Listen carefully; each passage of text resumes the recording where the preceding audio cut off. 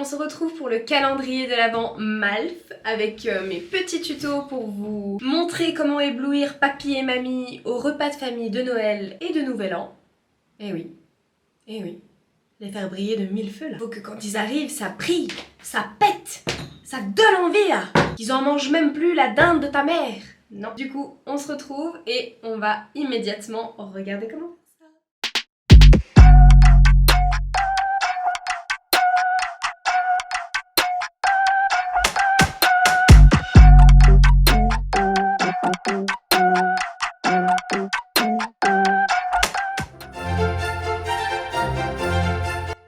Nous sommes le 2 décembre et nous allons réaliser ce make-up. On part sur un bleu nuit avec la paupière plutôt claire afin de pas trop alourdir le regard.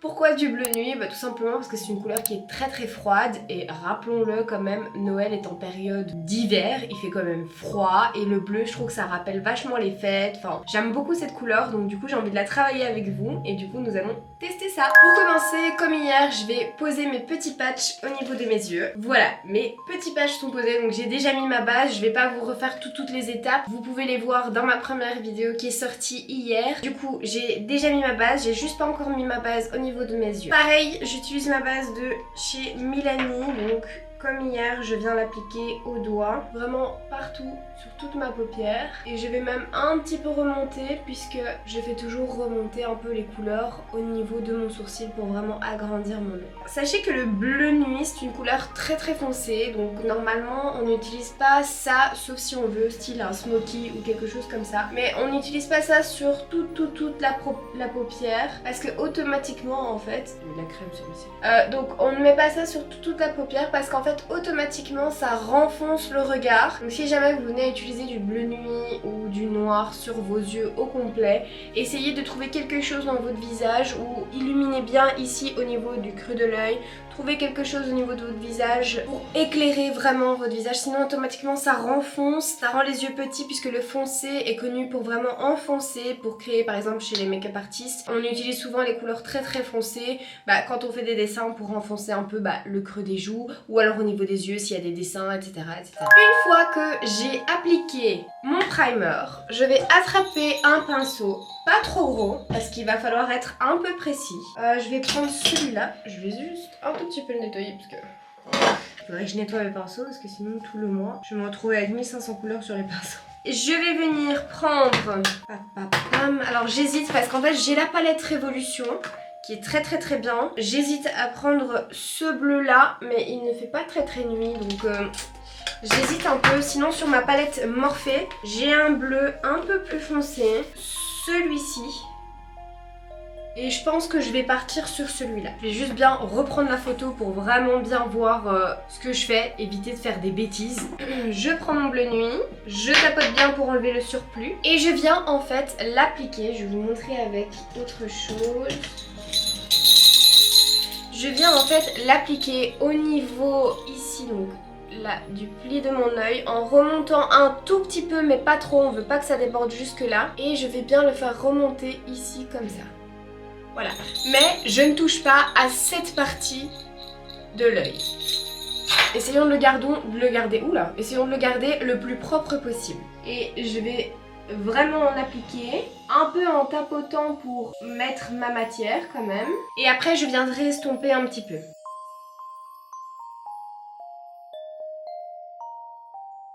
Pour éviter de salir votre paupière, donc là on ne veut pas toucher, essayez de vous regarder dans un miroir qui est plutôt bas, que vous ayez la paupière bien tendue, pour vraiment éviter de toucher cette zone qu'on ne veut pas toucher.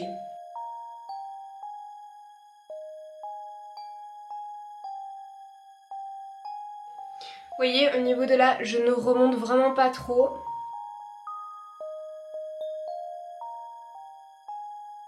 Et je ne vais pas aller trop dans le creux de mon œil pour éviter de creuser justement. Et de faire comme si j'avais un œil gourmand. Une fois que c'est fait, je passe à l'autre côté. Maintenant, je vais venir l'estomper un petit peu.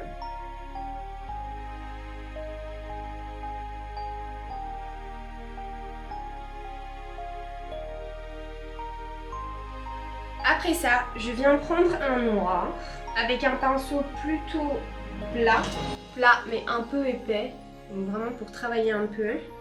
Je vais prendre un petit peu de noir qu'après je vais venir estomper. Donc vraiment le noir, je vais l'étendre sur pas tout mon travail, pas tout mon bleu. Vraiment pour créer cet effet un petit peu de renfoncement. Donc je vais vraiment le travailler un tout petit peu à ce niveau-là, comme ça.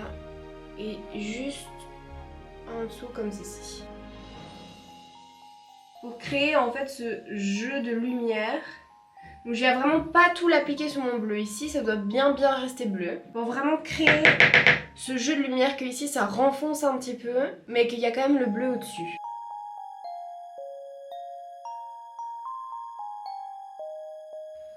Voilà, je sais pas si vous allez bien voir ce que ça donne, parce qu'évidemment j'ai pas la meilleure des luminosités. Et après je viendrai un tout petit peu estomper mon noir évidemment, pour pas que ça fasse cet effet de coup. Je prends un pinceau estompeur et j'estompe mon petit noir avec mon bleu. Toujours créer ce petit effet de lumière.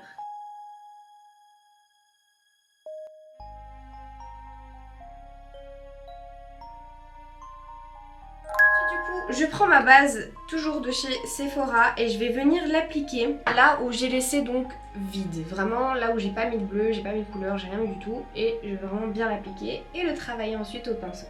Donc là, je ne fais pas comme hier. En fait, je ne vais pas suivre l'arc complètement de mon œil. Puis je viens le travailler avec mon pinceau.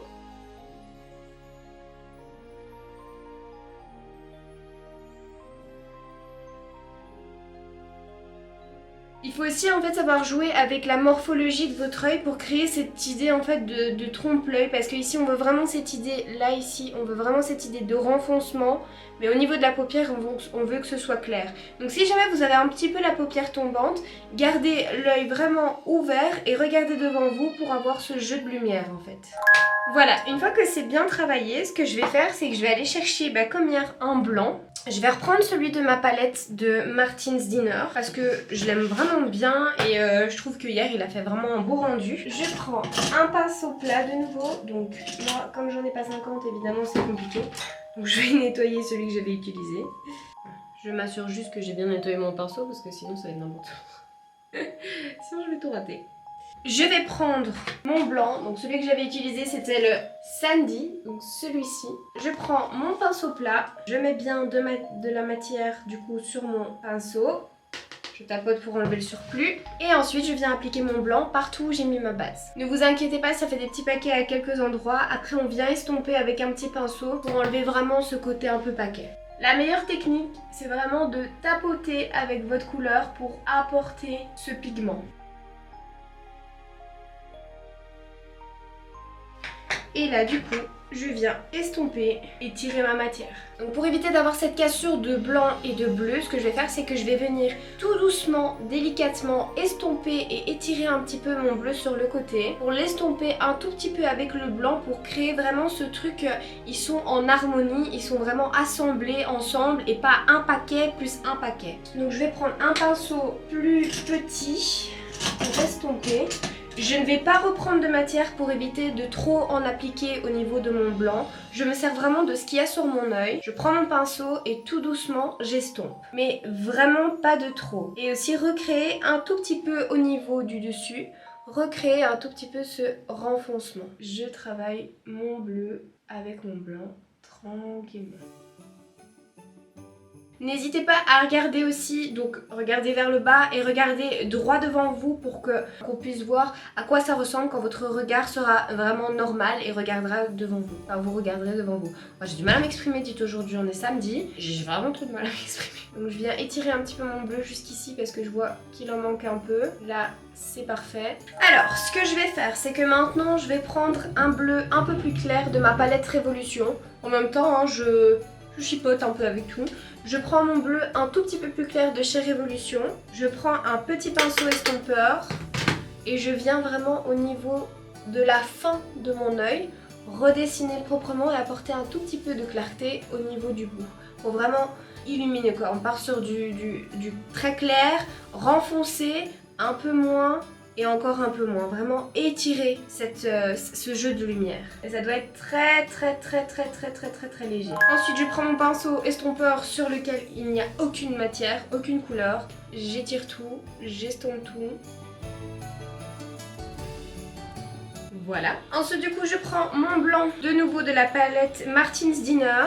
Oh j'hésite maintenant, dites. Entre à mettre le Peggy ou mettre le Karen.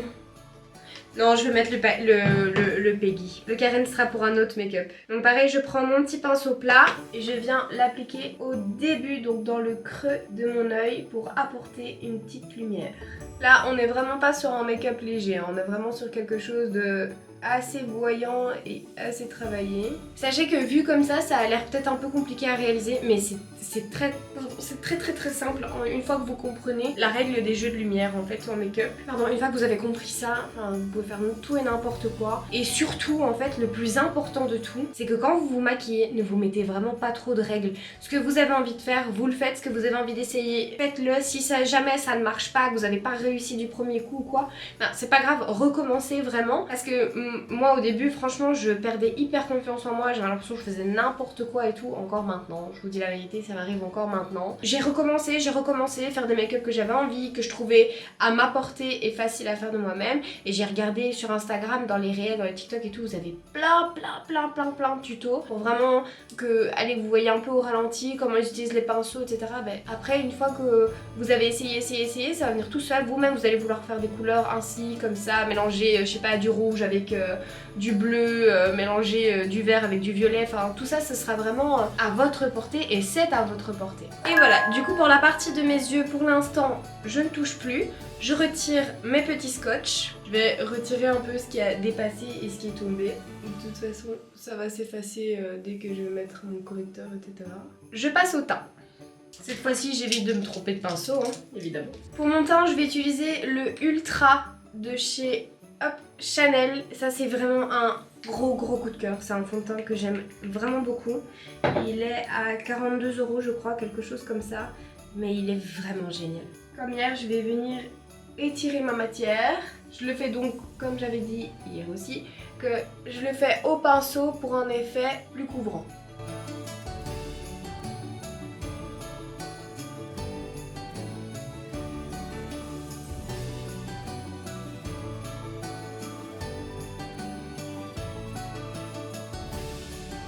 Voilà, je prends ma petite éponge pour un peu lisser ce que j'ai fait, attraper le surplus de matière, vraiment léger. Puis après, je viens appliquer mon anti-cerne. Donc c'est celui de chez Dior, le Dior Forever. Je ne m'applique pas la dose non plus. Un petit peu coin de l'œil, ici, pour suivre ma ligne. S'il faut, je redessine un tout petit peu la ligne de mon fard. Je prends un plus petit pinceau et je viens travailler aussi au pinceau.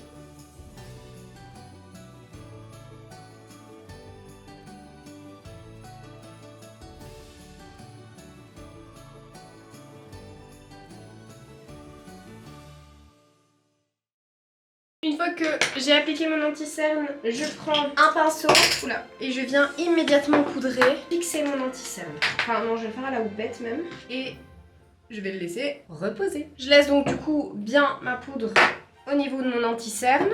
Et alors je vais passer au contour.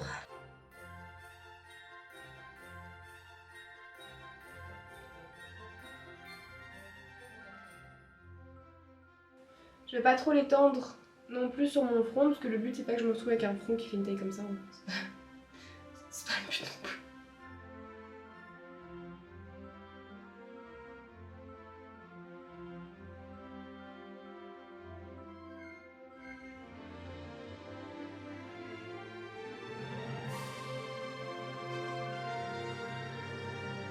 Maintenant, je passe au blush. Toujours le Armel de la palette de Martin Cosmetics. Mon petit highlighter. Donc le highlighter, j'utilise celui de chez Kruidvat. Il est vraiment génial. Il brille super bien et il est trop beau. J'en applique vraiment pas énormément parce qu'il est très pigmenté. Hein. Et alors je prends un pinceau. Après ça, je continue au niveau de mes yeux. Il reste vraiment plus grand chose. Prendre un petit pinceau plat. Je vais reprendre mon bleu nuit, un peu de fixateur sur mon pinceau. Et alors je viens tracer en dessous de mon œil. J'essaie de faire la continuité en dessous de mon œil.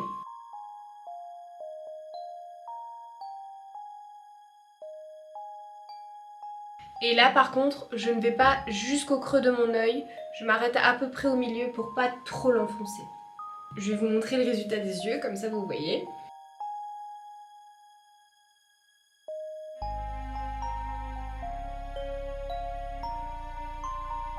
Voilà, du coup, vous voyez comme ça ce que ça donne pour les yeux. Je vais vite faire mes sourcils, après on passe aux lèvres.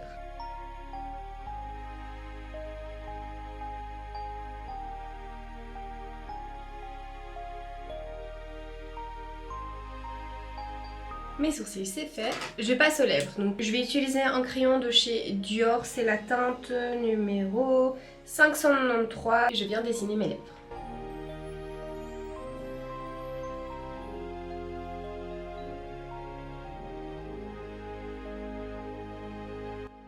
Mon crayon est mis. Et par-dessus, je vais rajouter un petit gloss de chez Kiko. Hop. C'est la teinte numéro 31.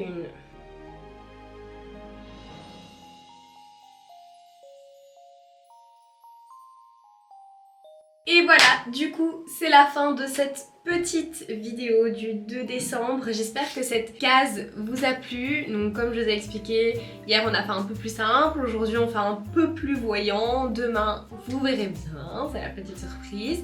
J'espère quand même que ça vous plaît. N'hésitez pas à me dire en commentaire ce que vous en pensez de ce petit calendrier de l'Avent, un peu improvisé. J'ai vraiment très envie d'avoir vos avis. N'hésitez pas aussi à liker, ce serait vraiment génial pour mon algorithme aussi, mais aussi parce que j'ai envie de voir si ça vous plaît, et si vous avez un peu la flemme d'écrire un petit commentaire, bah un petit like, ça fait plaisir, comme ça je sais un peu à qui ça plaît. N'hésitez pas aussi à vous abonner, puisque comme je vous l'ai dit, jusqu'au 24 décembre, vous aurez ces petites vidéos de tuto. Si jamais il y a un make-up que vous avez vraiment envie de voir pour le 24 décembre, n'hésitez pas, normalement j'ai déjà un peu choisi, mais si jamais vous avez des petites idées et que vous êtes plusieurs à vous rejoindre, je peux toujours le faire 2 petites vidéos en une pour le 24 décembre. Si je peux vous faire plaisir, ça me fait plaisir. En tout cas, sachez que je suis très heureuse de vous retrouver ici tous les jours, et je suis très heureuse de voir que quand même on augmente un minimum. Ça me fait vraiment plaisir, ça me touche du fond du cœur, sachez-le. N'oubliez pas que sur mon Instagram et mon TikTok, je publie des petits réels aussi, en forme aussi de cases de calendrier de l'Avent avec ces petits make-up. Vous pouvez aussi me suivre, je partage aussi beaucoup de choses sur mes réseaux. Et alors, je vous souhaite un excellent week-end, semaine, tout ce que vous voulez. Surtout, amusez-vous en make-up, et je vous embrasse très fort. Bisous!